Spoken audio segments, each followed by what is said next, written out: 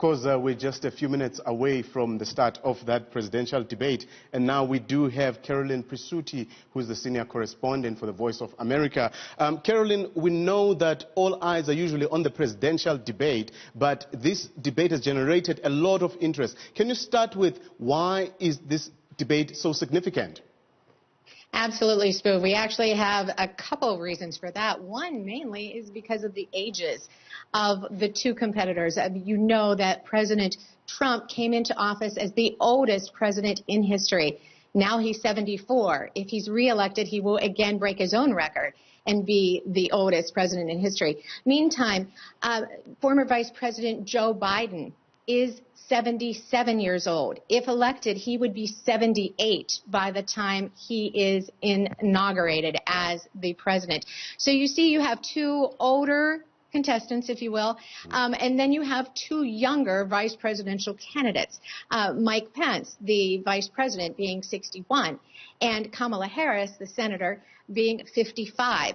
So you add all that up, and you know that in this case, the vice president isn't simply an understudy to the president. It may carry more weight in the next 4 years. Then you add to that the coronavirus and the fact that the president tested positive and is still battling coronavirus. You really will have a lot of Americans, and certainly a lot of Africans too, watching tonight's debate. Certainly, Carolyn. Now, obviously, we know that coronavirus is the big elephant in the room. We saw President Trump coming out of hospital, making those bizarre tweets and also those videos. Now, besides the coronavirus, or maybe starting there, how big will coronavirus be in this debate as a factor? But also, what other topics can we look forward to? I think it'll be huge. I really do. Just the fact that the vice president led the president's coronavirus task force.